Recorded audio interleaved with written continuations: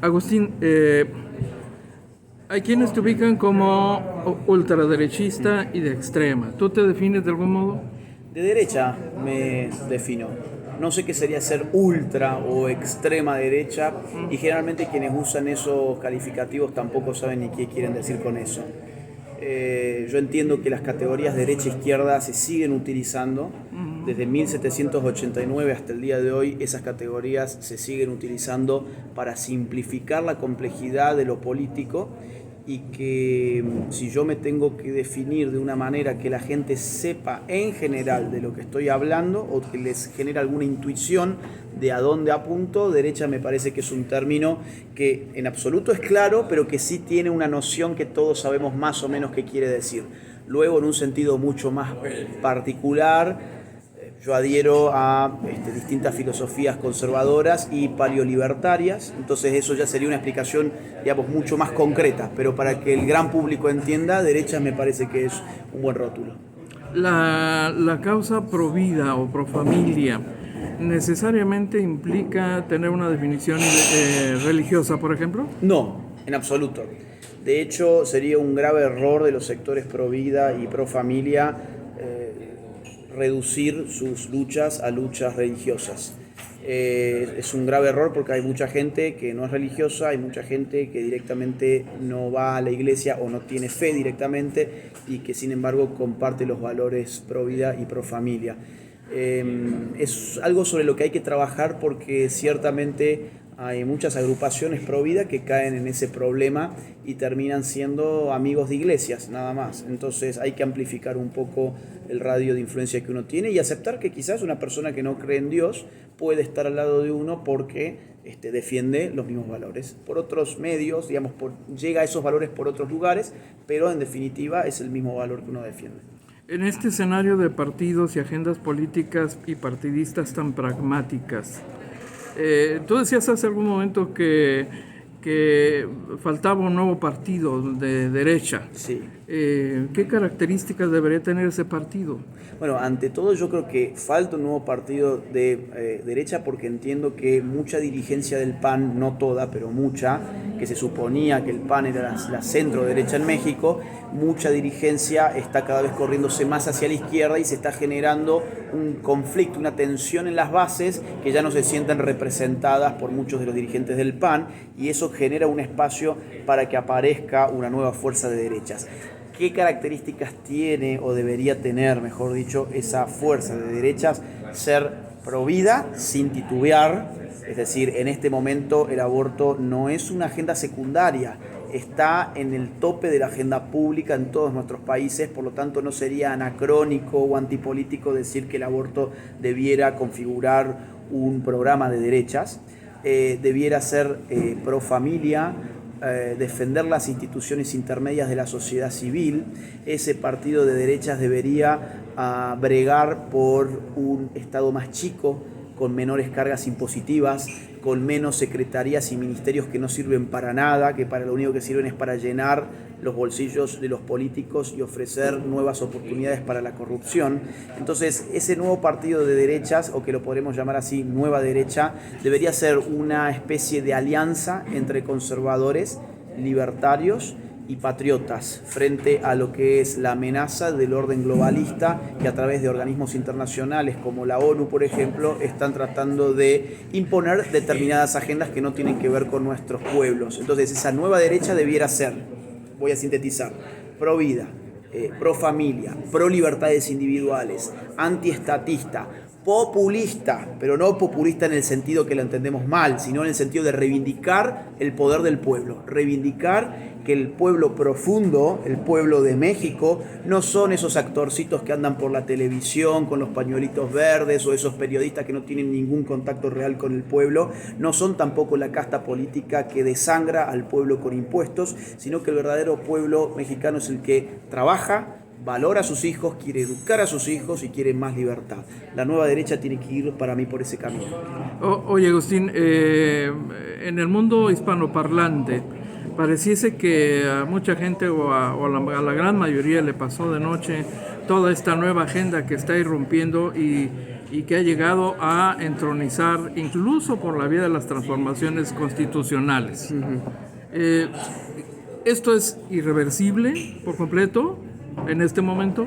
Cuando entra esa agenda y genera una victoria para esa agenda, por ejemplo, la legalización del aborto, cuando se consuma al corto y al mediano plazo, es irreversible. Tenemos los ejemplos a la vista en Estados Unidos. Desde 1973 el aborto está legalizado por un fallo de la Corte Suprema y recién ahora que vemos que hay algunos intentos por limitar eso, por ejemplo en el estado de Texas, hay que ver cuánto tiempo le dura la maniobra a Texas, ¿no? O por ejemplo España, si mal no recuerdo, desde el año 1986 está legalizado y no hay en este momento a la vista ninguna posibilidad de dar vuelta atrás esa agenda. O por ejemplo Gran Bretaña desde el año 1967 y tampoco se ha podido dar vuelta. Hay muy pocos casos donde se han dado vuelta por contextos extraordinarios, por ejemplo Chile o por ejemplo Polonia. Ahora, mi esperanza en todo caso es que cuando estas agendas pasan se podrían revertir a largo plazo cuando una nueva generación, que hoy es muy joven, pueda tomar conciencia y de adulta se pueda hacer cargo del poder y revertir todo lo que está mal. Pero para eso habría que esperar muchos años y en muchos años significa muchas muertes y significa, en definitiva, vamos a decirlo con todas las palabras, un genocidio.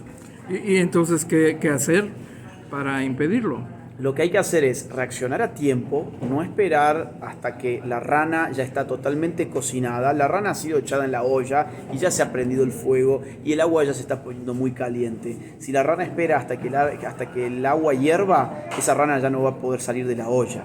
¿Esto qué significa metafóricamente hablando? Que esto es una lucha contra el tiempo. Es decir, tenemos que tomar cartas en el asunto cuando todavía es posible. Hay países que lo han hecho, por ejemplo, República Dominicana. República Dominicana, por ejemplo, mantiene el aborto totalmente ilegalizado, ni siquiera está legalizado para 3 causales. Y ellos saben muy bien que en el momento en que le meten las 3 causales ya abrieron una puerta por la cual muy rápidamente van a empezar a flexibilizar la ley hasta llegar a una legalización. Entonces hay que seguir el ejemplo de las personas que han reaccionado a tiempo y han salido de la olla antes que el agua hierva. Y es una lucha constante, es decir, no es que, bueno, tuve esta victoria y entonces esto significa que ya se terminó la batalla. No, en Argentina tuvimos una victoria en el año 2018 y en el año 2020 perdimos la batalla. Entonces hay que estar siempre alerta, siempre atento y no solamente ser reactivo, sino también hay que ser proactivo.